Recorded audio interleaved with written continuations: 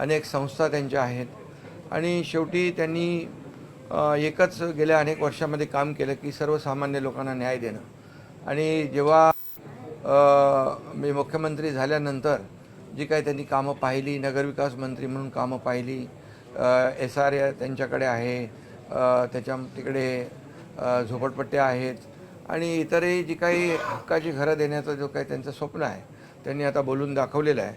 आणि म्हणून slum free Pune, slum free Maharashtra हे सगळं जे काही एक स्वप्न आहे, बाळासाहेबांचे स्वप्न, मुंबई झोपडपट्टीमुक्त करणं, 40 लाख लोकांना घरं देणं, याची आपण सुरुवात केली आहे.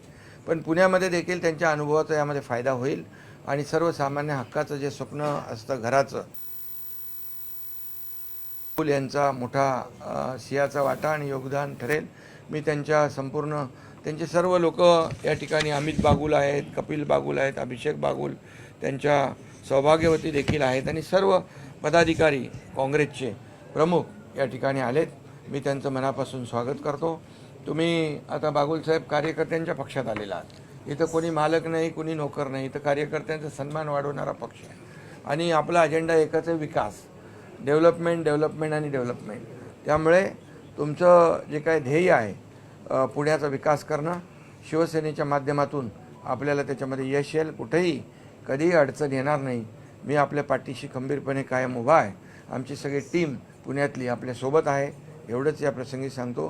पुन्हा एकदा आपलं मनापासून मी शिवसेनेमध्ये स्वागत करतो. शिंदे साहब आगे बढ़ो, हम तुम्हारे साथ हैं। शिंदे साहब आगे बढ़ो, हम तुम्हारे साथ हैं। शिंदे साहब आगे बढ़ो, हम तुम्हारे साथ हैं। योग्य वेळी त्यांनी या पक्षात प्रवेश केला का वाटतं? काँग्रेस पाहायला गेलं त्या पद्धतीने मुंबई असेल, ठाणे असेल, पुणे असेल, या ठिकाणी मोठा धक्का आहे. खरं म्हणजे काँग्रेस विधानसभेच्या धक्क्यातून अजून सावरलेली नाही. कारण आमच्या लाडक्या बहिणींनी जो काही धक्का दिलेला आहे त्यांना अजून त्याच्यातून ते बाहेर आले नाहीत. पण आता आणखी मोठा एक धक्का पुण्यामध्ये त्यांना आबासाहेबांच्या माध्यमातून मिळालेला आहे. शेवटी धक्क्याचा विषय मी सांगत नाही, पण एक विकासाला चालना देणारा पक्ष, विकासाच्यासाठी पाठीशी उभा राहणारा पक्ष, आणि म्हणून त्यांनी माझ्यावर विश्वास दाखवलेला आहे. मी नक्कीच त्यांचा विश्वास सार्थ करून दाखवला. ज्याप्रमाणे पृथ्वीराज चव्हाण वारंवार वक्तव्य करतात, ऑपरेशन सिंदूर असेल किंवा या सगळ्या गोष्टींवर, खरं म्हणजे जेव्हा लोक दुर्लक्षित होतात, जेव्हा त्यांच्याकडे लोकांचं दुर्लक्ष होतं, त्यावेळेस असं काहीतरी सनसनाटी बातम्या पसरवायच्या आणि मग ते ब्रेकिंग न्यूज होतील अशा प्रकारचं चर्चेमध्ये राहण्याचा हा केविलवाना प्रयत्न आहे. खरं म्हणजे मी आपल्याला सांगतो की या देशाचे प्रधानमंत्री नरेंद्र मोदीजी यांनी गेले 2014 पासून जे आतापर्यंत जे देशासाठी काम केलेले आहे हे सर्व श्रुत आहे आणि आम्ही देखील NDAचे घटक म्हणून त्यांच्या सोबत आहोत. आणि आज आपला देश पुढे जातोय, देश विकसित होतोय. आज देशाचा आर्थिक महासत्तेकडे वाटचाल सुरू आहे. $5 ट्रिलियन ची इकॉनॉमी जी आहे ती अचीव करतोय आपण. 11व्या नंबरवर, 5व्या नंबरवर आर्थिक व्यवस्था आली आहे. 4थ्यावरून 3ऱ्यावर नेण्याचा प्रयत्न आहे. हा जो काही जी काही दुखी आहे जी आहे ही त्यांच्या वक्तव्यातून दिसते. आणि एखाद्या लोकप्रियतेच्या उच्च शिखरावर आता मोदीजी फक्त देशात नाही तर जगभरामध्ये नंबर 1चे पॉप्युलर लीडर आहेत. आणि मग एखाद्या लोकप्रिय व्यक्तीच्या विरोधात आरोप प्रत्यारोप केले की त्याची गंभीर दखल घेतली जाते. अशा प्रकारचा हा केविलवाना प्रयत्न आहे. हा सूर्यावर थुंकण्याचा आहे आणि म्हणून याचा निषेध आणि निंदा जेवढी करावी तेवढी थोडी आहे. आणि राहुल गांधी देखील विदेशात जाऊन आपल्या देशाची बदनामी करतात आणि पाकिस्तान जे सांगते ते खरं मानतात. 1 तास आपण युद्ध हरलो होतो याच्यामध्ये त्यांना आनंद वाटतो. ही कसली देशभक्ती आहे? हा देशद्रोह आहे, देशाची बेईमानी आहे. आणि हे पाकिस्तानचं प्रेम त्यांचं उतू चाललेलं आहे. आणि म्हणून देशातली जनता त्यांना धडा शिकवल्याशिवाय होणार नाही. वक्तव्य केलं होतं, बदली आत्मविश्वासाने केलं होतं, पण आता ते म्हणतात की एपिस्टॅन ज्या अमेरिकेच्या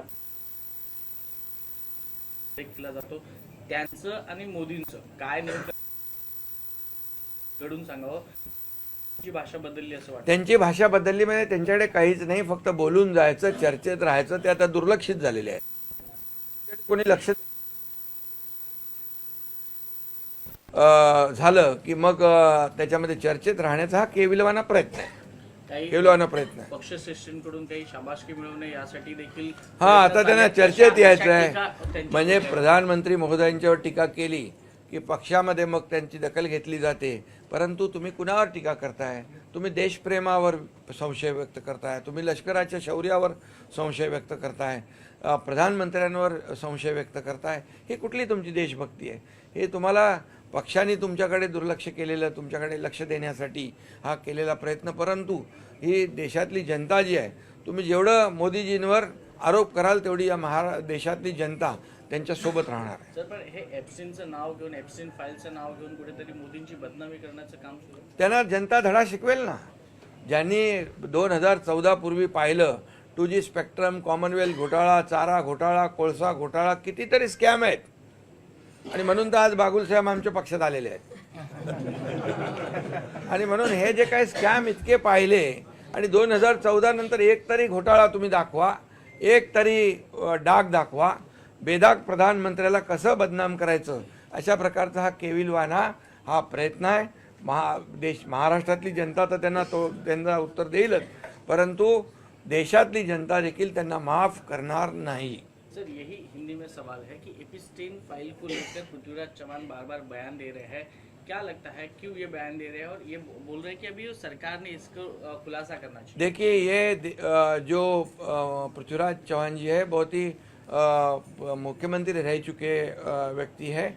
उन्होंने ऐसी बयानबाजी करना ये निंदाजनक है और उसका निषेध करे उतना कम है, क्योंकि अभी वो दुर्लक्षित रह चुके हैं. उनके ऊपर कोई इसका ध्यान नहीं है, तो पार्टी उनके ऊपर ध्यान दे, ऐसी उनकी कोशिश है.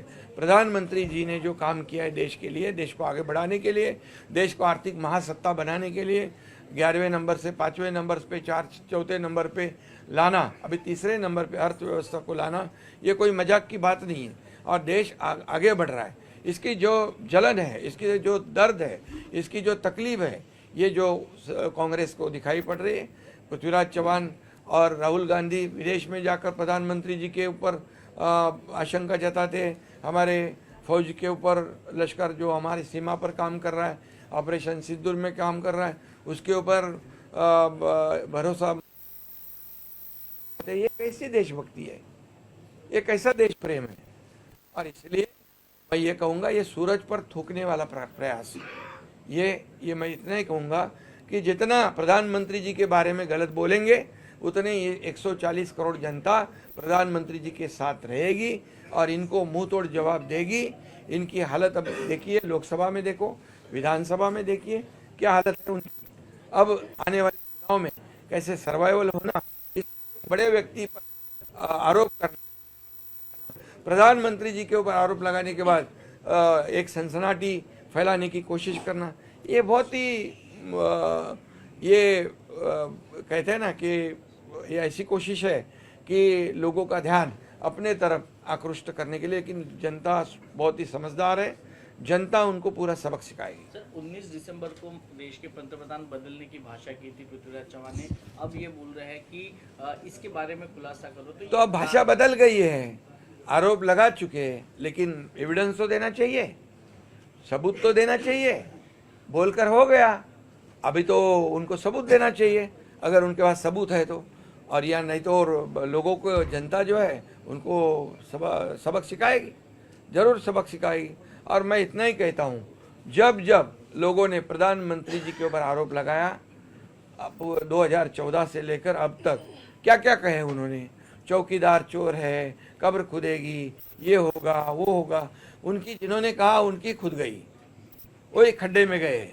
और इसीलिए मैं इतना ही कहूँगा कि देश का विकास हो रहा है, उसमें आगे बढ़ाओ, हाथ बढ़ाओ, आगे बढ़ो. ये ऐसे झूठ का आरोप लगाकर कोई जनता उनके साथ जाने वाली नहीं. जनता उनको जरूर सबक सिखाएगी. सर, एक प्रश्न है, चर्चा सुरू आहे. सगळीकडे मतदान शांततेत होतंय. उद्या सगळा रिझल्ट येईल. उद्या उद्याचा निकाल काय असेल शिवसेनेचा? उद्या शिवसेना काही ठिकाणी भाजप बरोबर एकत्र आहे, महायुती काही ठिकाणी वेगळी लढली आहे. पण एकंदरीत सगळं जर पाहिलं तर लोकसभेमध्ये महायुती जिंकली आहे, विधानसभेत महायुती जिंकली आहे, स्थानिक स्वराज्य संस्थांमध्ये देखील. एबीपी माझा, उघडा डोळे बघा नीट.